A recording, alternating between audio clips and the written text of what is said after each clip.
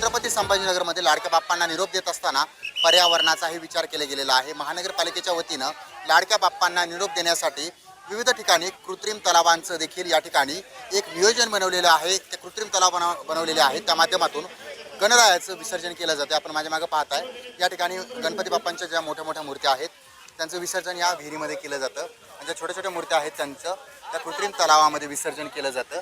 लाडक्या बाप्पांना हा शेवटचा निरोप दिला जातोय। आपण या ठिकाणी पाहता एक परिवार आहे, ते त्यांच्या बाप्पांना घेऊन आलेले आहेत आणि आता हा शेवटचा निरोप दिला जातोय।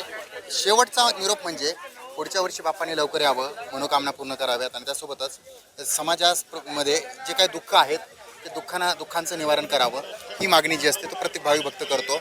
आणि या ठिकाणी आपण पाहिलं तर लाडक्या बाप्पांना निरोप देण्यासाठी या ठिकाणी भाविक भक्त आलेले आहेत, बाप्पाने घेऊन आलेले आहेत।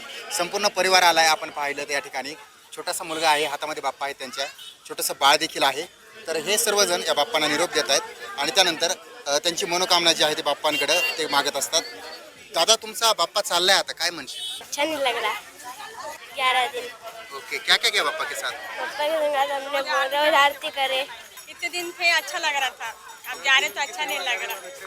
पूजा 10 दिन उनकी सेवा करे पण अब जा रहे अच्छा नहीं लग रहा। यावर्षीचा गणेशोत्सव जो आहे तो धूमधडाक्यात झाला आहे आणि त्यासोबतच यावर्षी पर्यावरणाचा विचार करून कृत्रिम तलाव बनवण्यात आलेले आहेत आणि इको फ्रेंडली बाप्पांचं जे काही स्वरूप आहे ते छत्रपती संभाजीनगरमध्ये विविध ठिकाणी पाहायला मिळतं आहे। सचिन बडे, लोकशाही मराठी, छत्रपती संभाजीनगर। लोकशाही मराठी, ऐका, पहा, जागरूक रहा।